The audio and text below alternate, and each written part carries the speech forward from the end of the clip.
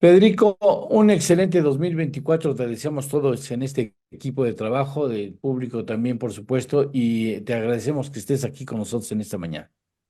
Al contrario, muchísimas gracias. Igualmente, felicidades a todos. Que sea un muy buen año.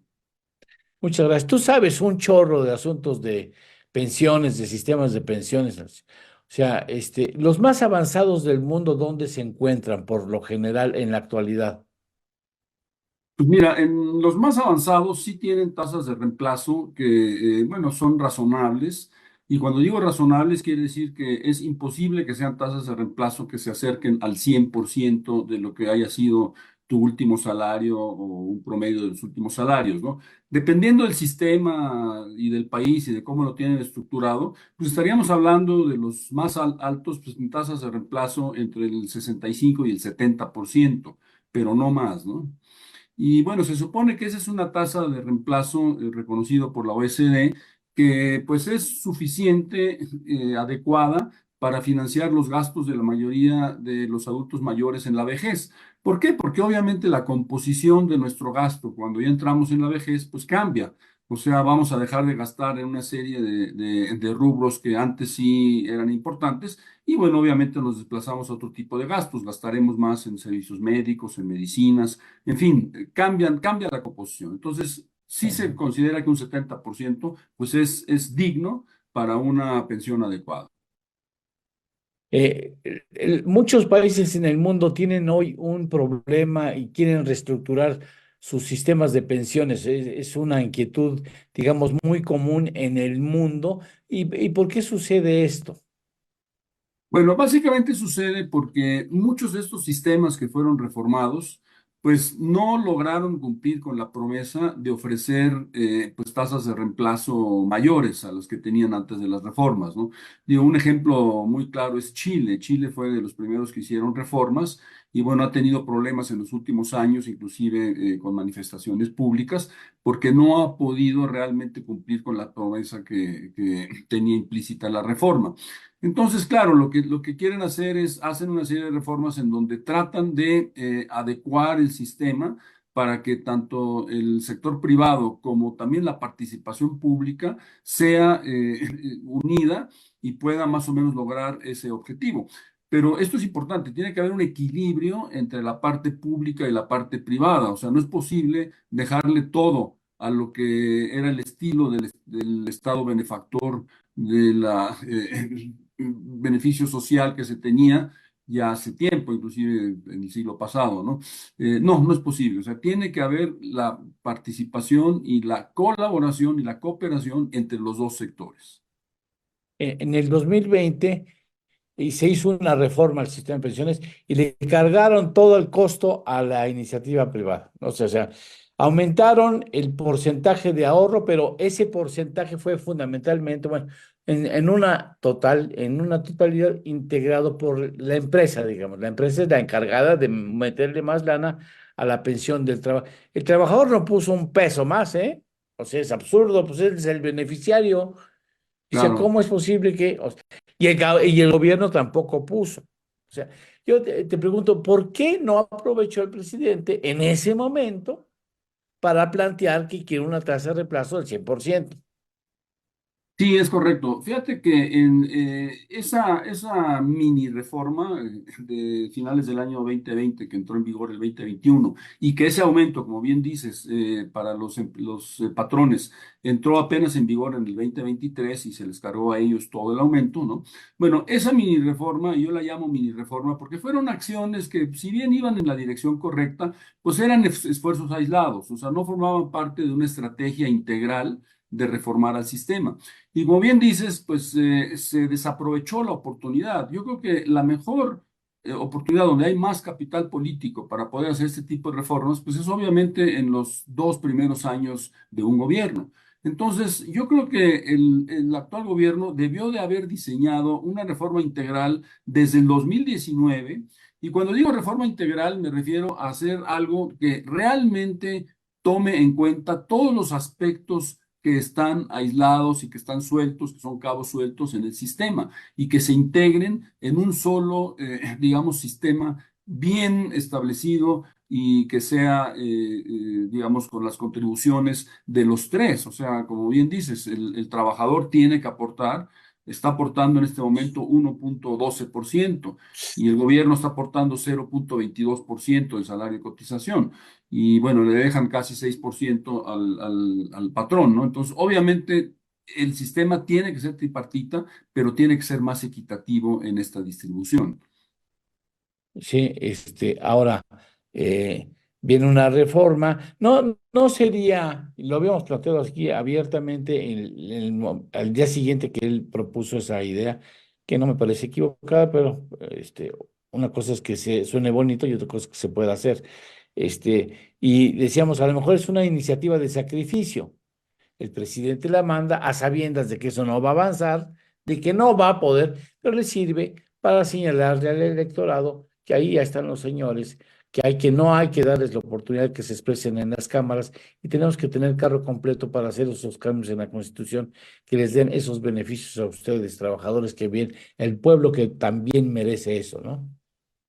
Sí, realmente la iniciativa, si es que se le puede llamar iniciativa, porque pues no hay nada escrito todavía, ¿no? Pero digamos, lo que expresó el presidente parte de buenos deseos. Obviamente nadie se puede oponer a la idea de que tengamos una tasa de reemplazo del 100%, aunque sea irreal, ¿verdad? Y sea fantasioso, pero bueno, nadie se va a oponer a ello. Al final del día es una cuestión de recursos, ¿no? O sea, no tiene que ver con ideología ni con que los malos de la película son las afores, etcétera. No, es una cuestión de recursos. Si el gobierno genera suficientes recursos para poder financiar pensiones mayores desde su punto de vista de contribución para el trabajador, pues adelante, ¿no?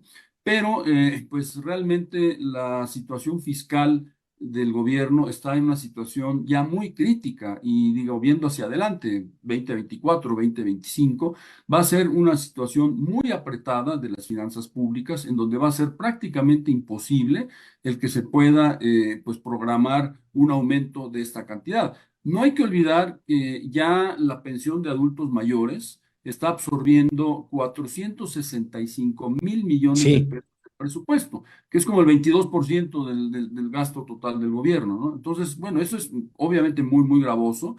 Eh, y bueno, él cree que esto le puede funcionar para un fin electorero como realmente le funcionó en la campaña pasada, cuando precisamente él prometió que iba a incrementar la pensión de adulto mayor, una promesa que cumplió, pero es una promesa que ha sido sumamente cara, ¿no? O sea, muy, muy costosa para las finanzas públicas, como ya lo señalamos, ¿no? Este año fue un incremento fuerte, porque el año pasado esta pensión de adulto mayor pagaba 4,800 pesos bimestralmente y ahora a partir del 1 de enero esto subió a 6,000 pesos, o sea, 3,000 pesos mensuales. Entonces, pues sí, es algo que realmente es muy, muy costoso, ¿no?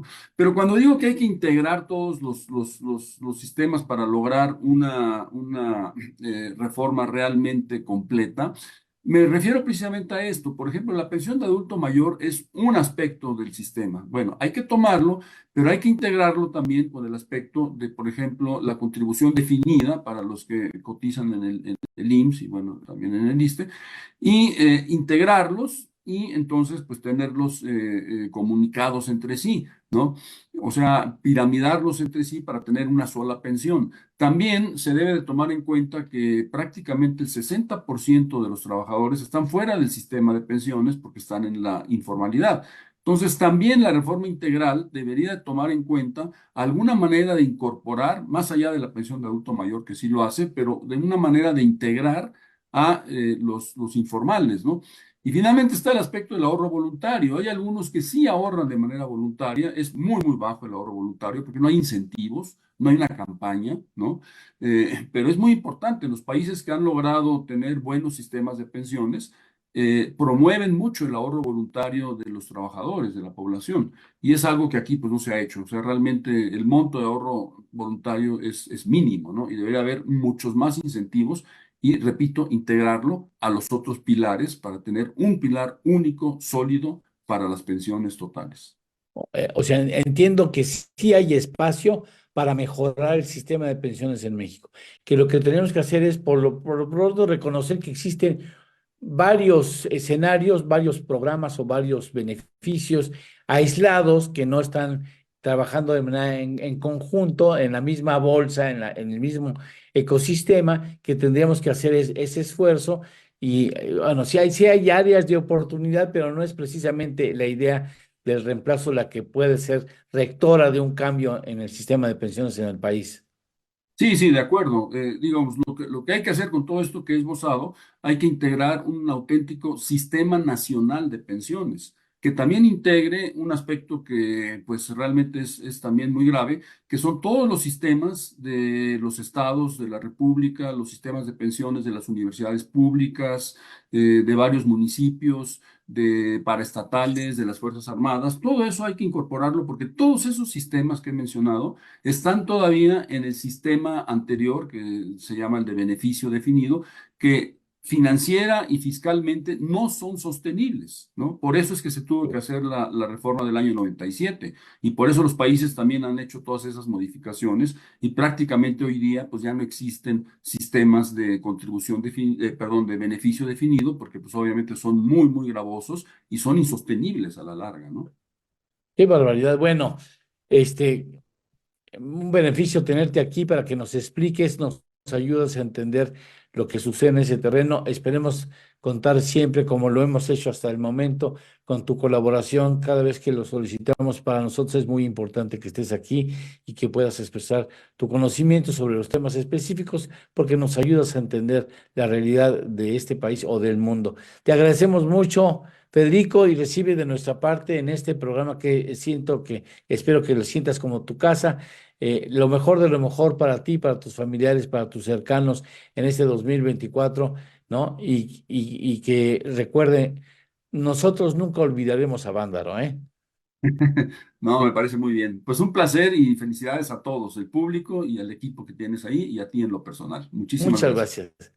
Muchas gracias, Federico. Hasta pronto. Hasta pronto. Bye. Hacemos una pausa.